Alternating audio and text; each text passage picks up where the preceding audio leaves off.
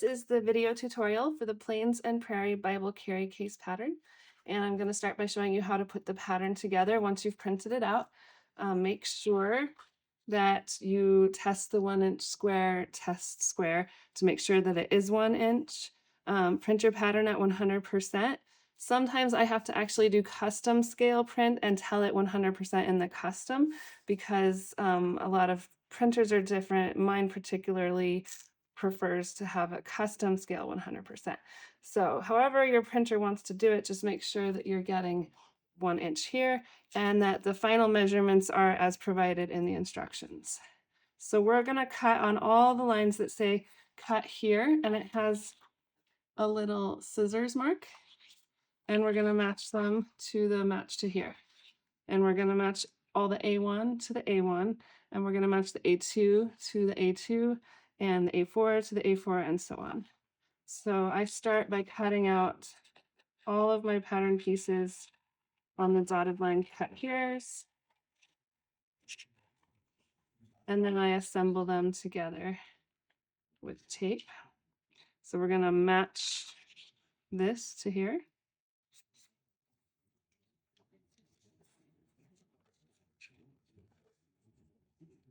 And we're going to continue with all the pieces.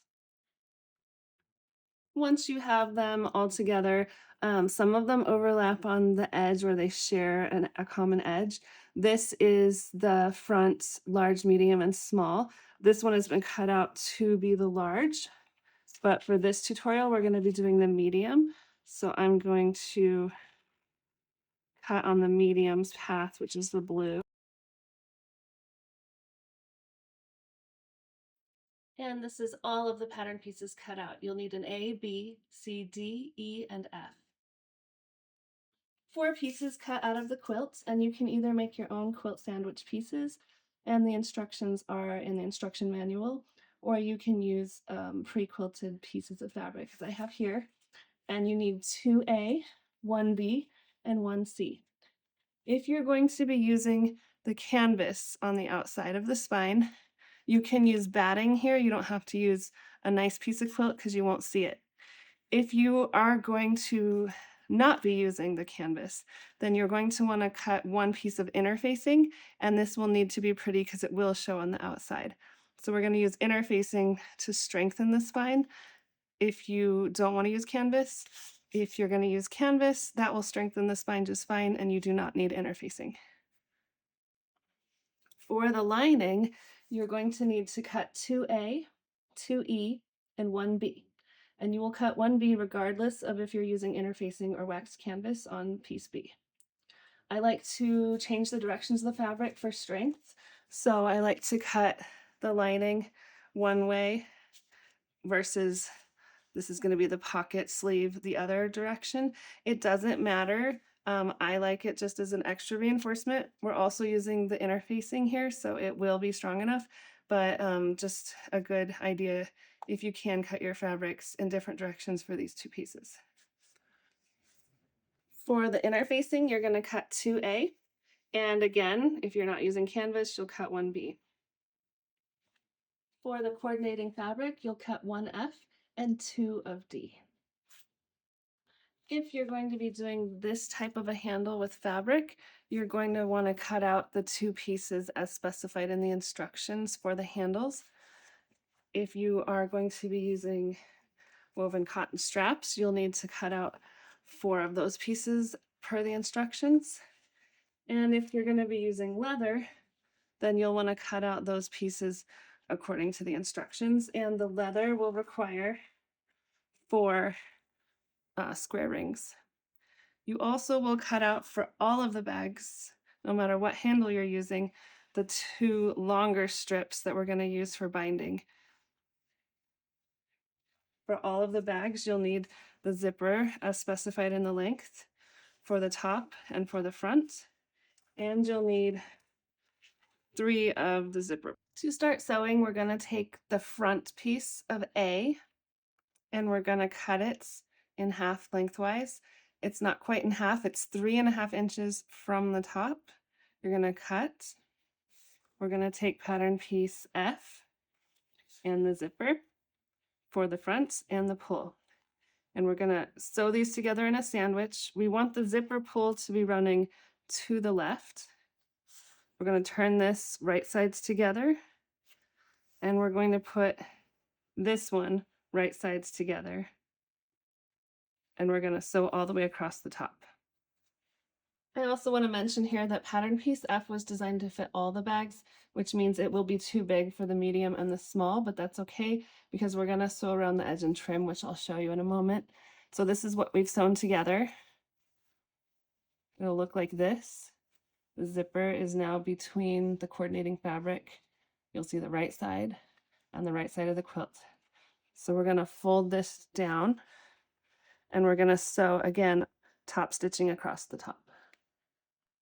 Okay, this is the tricky part. You'll see now that it was top stitched on the top. And this is the tricky part that confuses a lot of people, is folding the pocket up. So we're gonna fold this up to here. That makes a nice pocket that'll be pretty inside. And I like to cheat it down just a little bit. I don't like to match these on the edge to make it a little stronger and to get a deeper seam line here. And we're gonna sew this one right sides down, matching the zipper line. So then I went ahead and top stitched it down again after folding it up just like the bottom. So it looks like this on the front and this on the back. We're going to put our zipper pull on now, and we're going to do that by opening the zipper. The number 5 zippers have sort of a direction, but you can put them from either side. If you're using a number 3 or a different size zipper, it's going to be a lot more difficult to go the wrong direction, and it will be hard for you to get 2 pulls on when we come to the next zipper. So I would very strongly recommend using a number 5 zipper. If you're using a smaller zipper, it might also affect the size. You want to make sure that it's about 3/4 of an inch gap here. If you sewed too close to the zipper or too far away, it will affect the size of your piece. So again, trying to get this about 3/4 of an inch from here to here. So now we have the zipper pull on. I'm going to stitch around the edge and then trim everything so that it's a nice even piece. So here you can see the piece trimmed. I stitched all the way around the edge and then I trimmed off the extra pocket. It now looks like this on the back and this on the front. Make sure you put your zipper pull on before you did that. We're going to take the front and the back now of A, and we're going to take the interfacing A, and we're going to iron them onto the wrong side of both A pieces. Make sure that you follow the directions that come with your interfacing. So now we have the interfacing ironed on, and we're going to take the lining from A, and we're going to sew the lining wrong sides together all the way around the outside. So if you're doing the fabric type of handle, you're going to take those 2 pieces that you were told to cut at the end of the pattern, and for both of them, you're going to iron in half once, like this, and then you'll open it up, and you'll iron each half to the middle. It'll look like this, and then you'll iron them together. For the smaller one, you're going to top stitch close to the edge. For the larger one, you're going to leave it unsewn. You'll then cut both pieces in half, and one pair will be for each side. And I'll show you the measurements that we're going to mark for where to put them. But basically, when you top stitch this piece down, we're going to stitch here and here to hold it in place.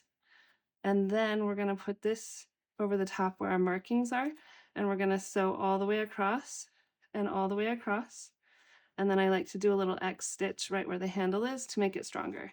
And you'll do that on the front and the back exactly the same way that I'm going to show you with the woven cotton.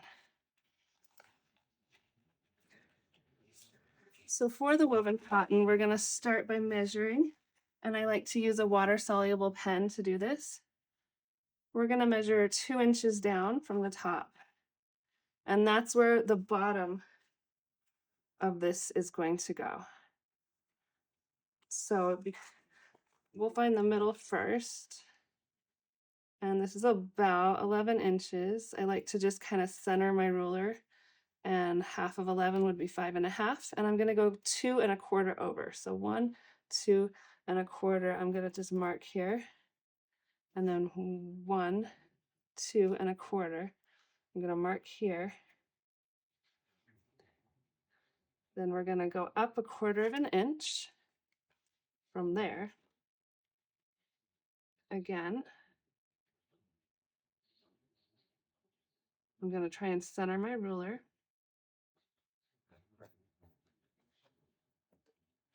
So we're at the middle, 5.5 here. We're gonna go 1, 2.25. I'm gonna make a T mark here. And then we're gonna go 1, 2.25. I'm gonna make a T mark here. So on those T marks, that's showing us, show it too closer. This is going to go in the middle. So the top of the T is gonna go straight into the middle here, and it's going to line up to the bottom of the T there. And we're gonna top stitch it down. So here I've top stitched them down on that mark. And it's really important that you do this before we put the sleeves on. We're gonna take the remaining pieces of this cotton webbing and we're gonna sew it right where that blue line was, the first one we drew. We're gonna sew right across here now for both sides. So we've sewn both of these on. Looks like this. It's a little bit easier to see on this bag, so I'm going to show you stitching all the way as close to the edge as you can and then putting an X on the handle. We're going to trim off the extra bit.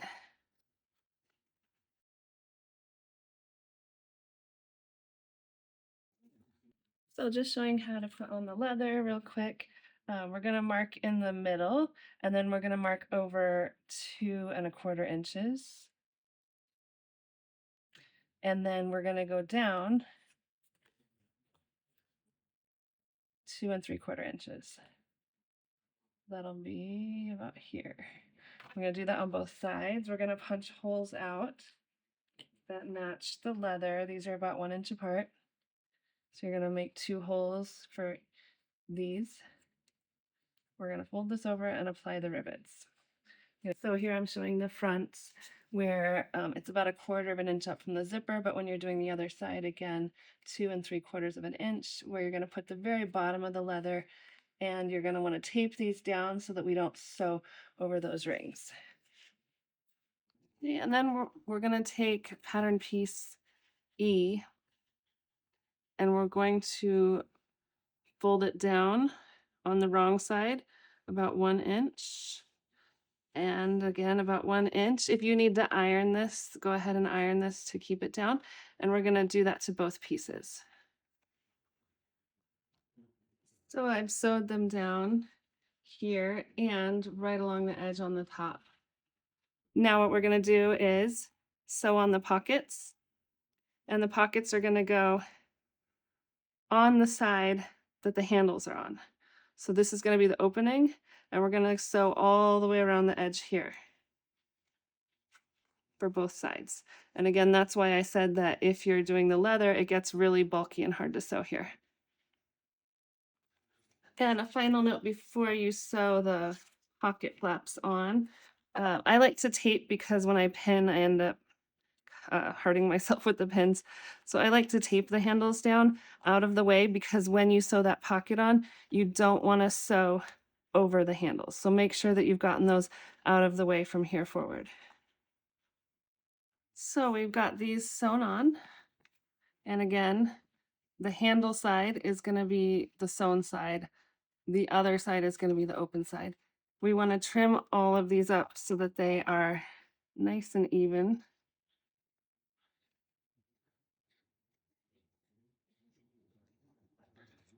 There might be some extra interfacing coming out here.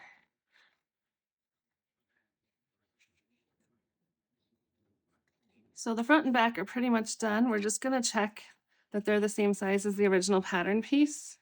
And like I said, if you sewed this too tight or too big, that might be why you're not reaching the original size of the pattern piece. So these match, and we're going to move on to the zipper panel.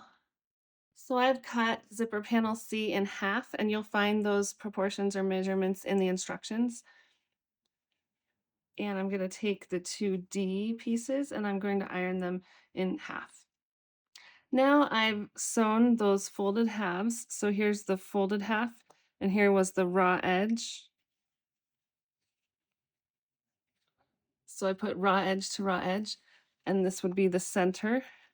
And I sewed them both down 1/4 of an inch, and it's really important that you do 1/4 of an inch to the middle. So this is where I cut them in half, and I placed raw edge to raw edge, and I sewed 1/4 of an inch all the way down. Also, this pattern was designed to give you extra room so that you don't have to get these to line up super good. We're going to trim this off. And now we're going to iron this part up and over. Now you might like to use some fabric glue here just to help tack that over, or you might want to use some binder clips as you're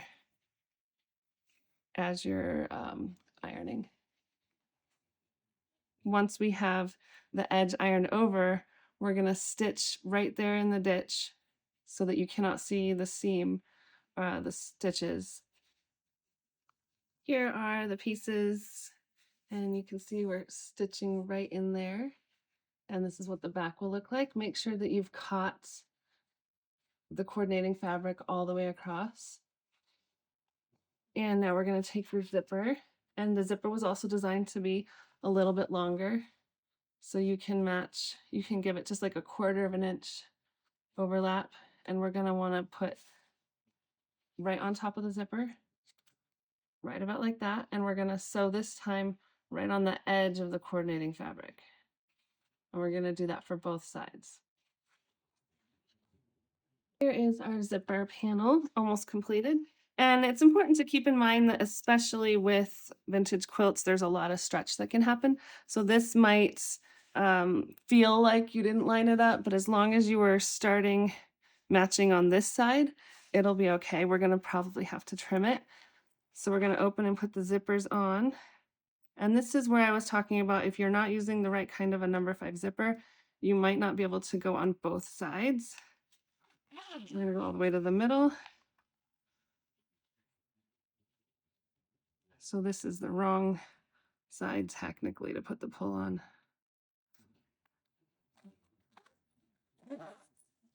Okay, so our zipper looks like this.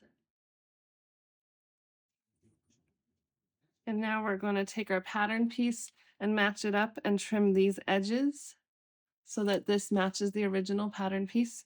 And we're going to probably have to cut about 1/4 of an inch all the way off of both sides because the zipper has expanded this to be larger than we want it. So I did trim 1/4 of an inch off of both pieces, and I'm making sure that it's the same size as pattern piece C. And now it'll look really nice and squared up and even. So we're getting there. We're almost done. We're gonna do the spine now. And so this is where I said if you're not using the canvas and you're gonna use just the quilt, you wanna do the interfacing, iron it on the wrong side, and then skip to the next step that I'm gonna show you. But for me, I'm using canvas, which will be on the outside. It's not really gonna matter because you're not gonna see either part for the canvas, but I'm just gonna go ahead and stitch this down around the top. Okay, so I have the canvas sewn on, and now we're gonna attach it to the zipper. This is the hardest part by far. You're going to put the outside, whatever you want to be the outside, the quilt or the canvas, to the zipper. And then on this side, the underside of the zipper, you're gonna put the right side of the lining down here, and we're gonna sew 1/4 of an inch. Now I'm going to open this up and put the wrong sides together, and I'm going to top stitch about 1/4 of an inch here. So here comes the really hard part that I mentioned. You can see we've top stitched here. We now need to make the sides match, so we're going to put the canvas towards the zipper again, but now we need to get the lining on the underside of the zipper. So the way we're going to do that is flip it around. It's really hard to do this, so you might want to do it in 2 steps, the canvas part and then the lining. So you'll see that I kind of have a bow tie shape here. And you're going to sew these down 1/4 inch and then top stitch again. So I've sewn this down and I'm going to show you what it looks like when you open it up. It'll be the same on both sides. So we just need to top stitch here. We're really almost at the end now. We're going to go back to the 2 A pieces, the front and back, and those long strips that you were told to cut. And we're going to sew them all the way around the edge. So I've sewn these all the way around. I'm going to cut the extra off. So you can see we've stitched about 1/4 inch all the way around. You want to fold over when you start and then overlap when you finish. So we're going to take either the front or the back, it doesn't matter to start, and you want to use the side away from the handles, so this will be the bottom, and where we have the spine, and you want to center it on the bottom. And we're gonna, I like to use quilt clips, we're gonna attach this all the way around.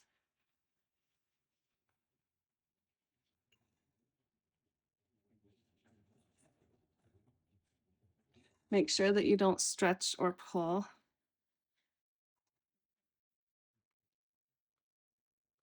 So I've clipped it all the way around. And I'm gonna sew from the top down from this side all the way around 1/4 inch. You can see I've sewn all the way around. And now we're gonna flip the binding over. So to do that, I like to start here. And we're gonna fold it about 1/4 inch over.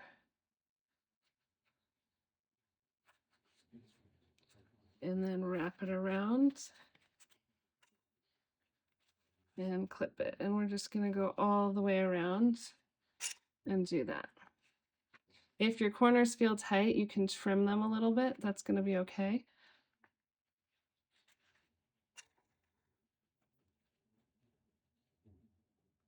So I'm finished sewing that all the way around. It should look like this. And we're going to do the exact same thing for the other side.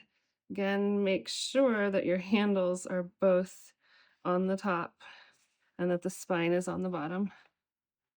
We're going to, again, center this. I'm going to clip all the way around and then I'm going to sew it. We're going to sew it down from this direction. So I've sewn that one all the way down, and I just wanted to mention, check that you didn't accidentally catch the binding when you were sewing around. It's easy, just take it out right there and fix it. And we're just going to go ahead and wrap these around and finish, and the bag will be done. So here it is finished on the inside. I like to put my tag here. You won't really see it when you're using it. Now we're going to open it up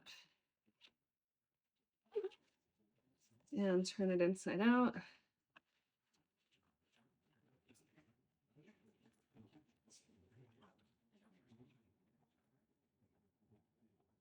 Pushing all the corners out. And I usually have a lot of threads. I don't know why on this particular bag when I turn it inside out. So we're just going to clean these up.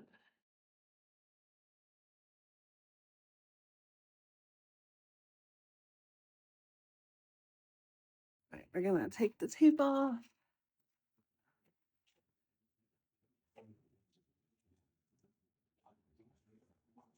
Right.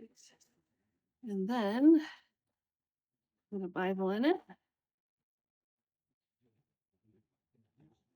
And this Bible is going to be the max fit for this size.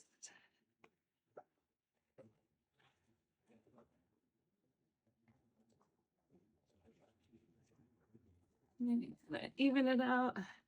So this size is pretty good for a medium Bible if you have tabs instead of the pre-made ones. If you have the tabs you put on yourself, they should still fit in there just fine.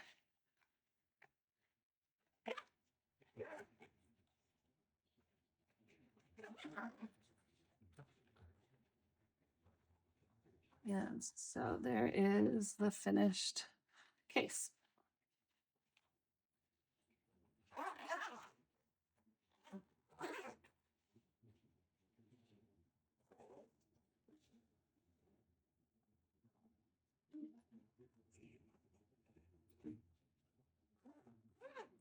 A little bit of room for some pens or reading glasses or a little wallet in here.